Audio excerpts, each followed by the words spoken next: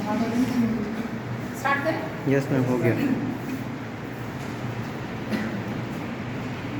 आज हम पढ़ने जा रहे हैं टेंस। टेंस कितने प्रकार के होते हैं? Present tense, past tense, future tense. और प्रेजेंट, पास्ट, फ्यूचर को कितने कैटेगरी में बांटा जाता है? चार। कौन कौन सा?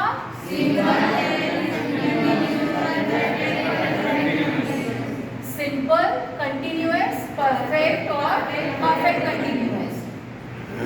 अब सिंपल प्रेजेंट सेंटेंस जब हमको बनाना रहता है तो हमको क्या करना होगा? हमारे यहाँ पे नाउन क्या है? आई। तो जो भी हमारा नाउन होगा उसके साथ हमको वर्ब का फर्स्ट फॉर्म लगाना पड़ता है। तो क्या हो जाएगा? I study English. ये था प्रेजेंट सिंपल, है ना? सिंपल प्रेजेंट का सेंटेंस, नाउन के साथ में वर्ब का फर्स्ट फॉर्म। और जब सिंपल पास्ट का सेंटेंस हम बनाते हैं तो हमारा जो नाउन है उसके साथ वर्ब का कौन सा फॉर्म लगता है? सेकेंड फॉर्म लग जाता है। तो स्टडी का सेकेंड फॉर्म क्या होगा? स्टडी। तो सेकेंड फॉर्म के लगाकर नाउन के साथ में क्या बना देंगे हम? I studied English. ये था सिंपल पास्ट का सेंटेंस। अब सिंपल फ्यूचर जब हमको बनाना है तो नाउन के साथ में क्या लगेगा? विल लग जाएगा। और वर्ब का कौन सा फॉर्म होगा? फर्स्ट फॉर्म होगा। तो हो जाएगा आई विल स्टडी इंग्लिश। समझ में आया? ये था simple present, simple past and simple future. अब हम आते हैं कंटिन्यूअस में। प्रेजेंट कंटिन्यूअस में हमेशा ही वर्ब के साथ में क्या लग जाता है? आईएनजी लग जाता है। ठीक है ना? तो नाउन के साथ में हम यहाँ पे क्या लगाएंगे? एम। ये हमारा नाउन आई है तो आई के साथ में एम लगेगा, है ना? और यहाँ पे और हम क्या लगा सकते हैं? Is, are, am. तो नाउन जो होगा उसके अकॉर्डिंग आई के साथ क्या लगता है? एम लगता है। ही के साथ क्या लगता है? शी के साथ क्या लगता है? इट के साथ क्या लगता है? यू के साथ क्या लगता है? आर। दे के साथ क्या लगता है? वी के साथ क्या लगता है? तो आई के साथ में एम और यहाँ पे वर्ब का फर्स्ट फॉर्म रहेगा प्लस आईएनजी लग जाएगा। ठीक है? कंटिन्यूअस यानी निरंतर, लगातार, तो आईएनजी लगेगा। I am studying English. Verb के फर्स्ट फॉर्म में हमने आईएनजी ऐड कर दिया।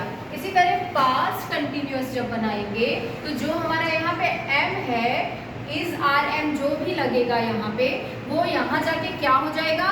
वॉज हो जाएगा। ठीक है? आई है तो आई के साथ वॉज है। अगर यहाँ पे वी होता तो वी के साथ क्या हो जाता? वेयर हो जाता। ठीक है? तो आई वॉज और यहाँ पे वर्ब का फर्स्ट फॉर्म लगेगा प्लस उसमें आईएनजी लग जाएगा। तो आई वॉज स्टडीइंग इंग्लिश। समझ आया? इस तरह फ्यूचर कंटिन्यूअस जब बनाते हैं तो आई के बाद यहाँ पे क्या लग जाता है? Will be. ठीक है? आपको क्या याद रखना है? यहाँ पे इज, आर, एम लगेगा, यहाँ पे वॉज, वेयर लगेगा और यहाँ पे विल बी लगेगा। ठीक है?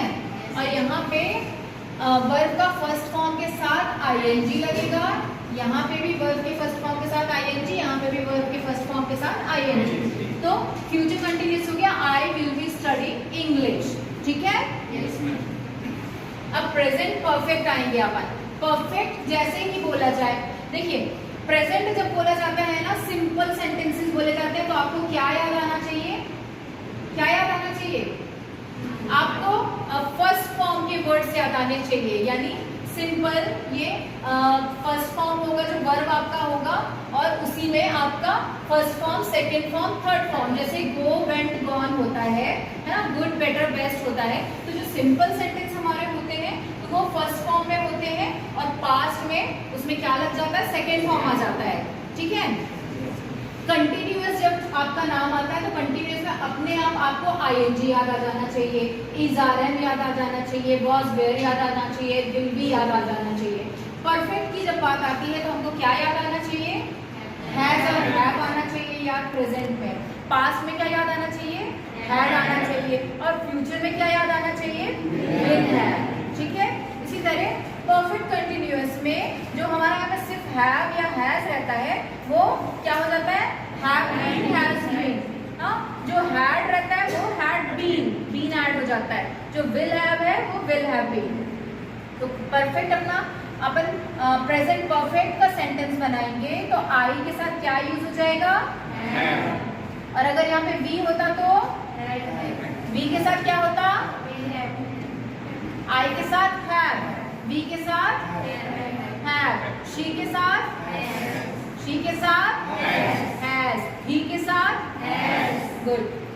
आई हैव, अब यहाँ पे क्या लग गया? वर्ब का कौन सा फॉर्म है? Second form. Good. I have studied English. Perfect में हमेशा वर्ब का सेकेंड फॉर्म लगता है।